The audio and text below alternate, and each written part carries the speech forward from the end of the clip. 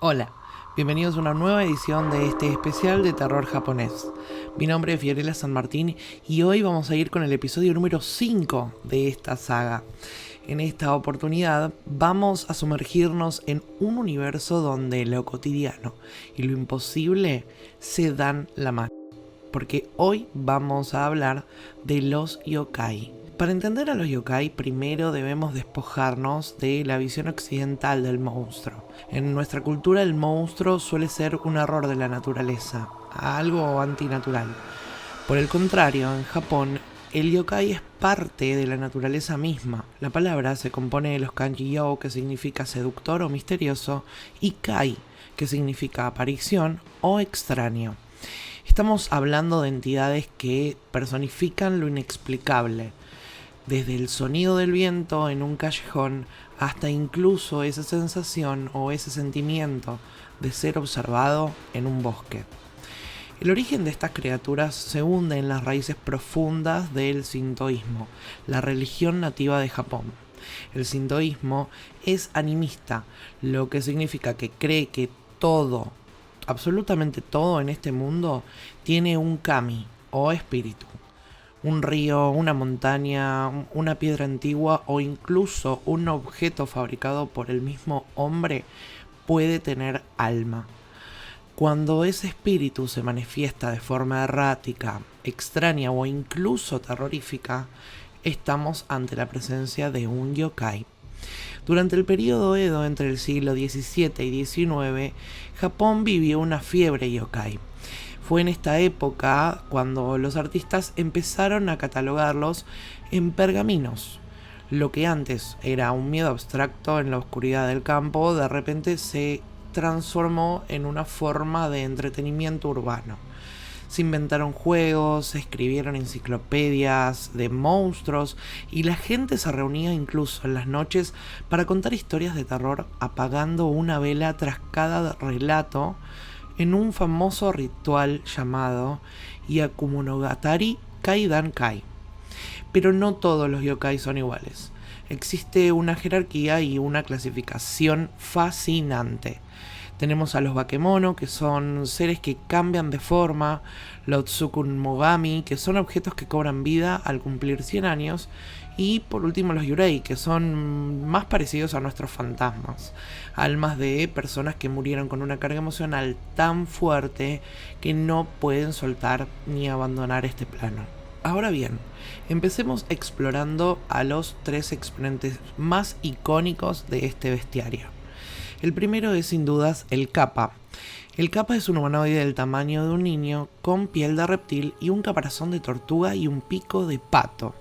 Pero su rasgo más distintivo es una cavidad en la parte superior de su cabeza que debe estar siempre llena de agua. Si el agua se derrama, el kappa pierde sus poderes y queda paralizado.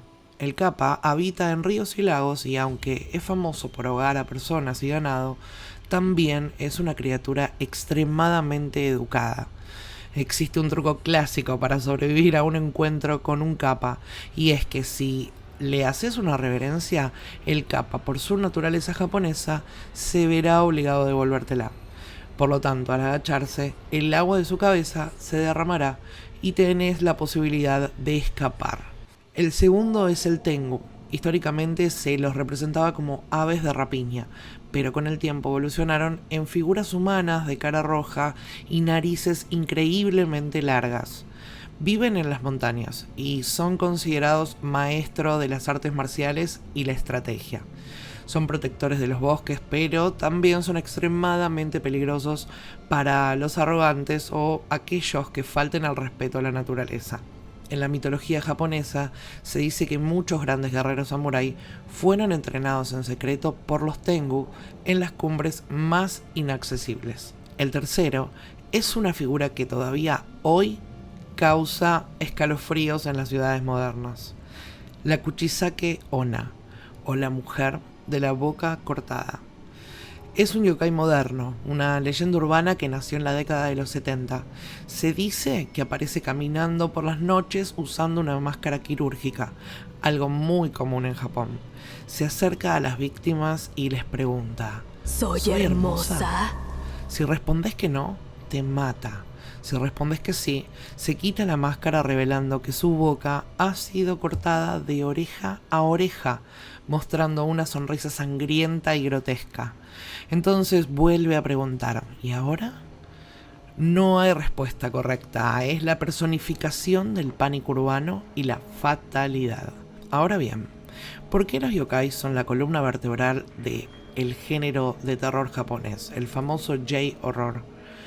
A diferencia del terror occidental, el terror japonés no busca resolver el misterio, sino aceptarlo. En películas como Ringu, La llamada, o Ju-on, La maldición, podemos ver la herencia directa de los yokai, entidades que no tienen una motivación lógica para el mal, sino que simplemente existen como una fuerza de la naturaleza o un remanente del dolor.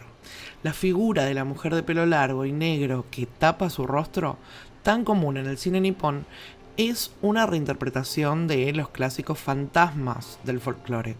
El J-horror entiende que el miedo más profundo no viene de lo que vemos, sino de lo que sabemos que está ahí y no podemos controlar. Los yokai nos enseñan que el mundo es un lugar mucho más ancho y misterioso de lo que creemos, y que siempre hay un rincón oscuro donde las reglas de la lógica no aplican. Esta conexión cultural hace que el espectador japonés no vea estas películas como simples ficciones, sino más bien como una extensión de una realidad espiritual que ha estado presente en su educación por generaciones y generaciones. El yokai no es un intruso para ellos, todo lo contrario, es un habitante legítimo de su mundo. Para cerrar, debemos entender que los yokai no son cuentos para asustar a niños, son una herramienta cultural para procesar lo desconocido y mantener el respeto por el entorno y el pasado. En un Japón hipertecnológico, lleno de rascacielos y neones, los yokai siguen vivos. Están en el anime, en los videojuegos como Pokémon o Yokai Watch, y en esa sensación extraña que sentís cuando caminas solo por una calle y de repente escuchás un paso detrás tuyo que no es el tuyo.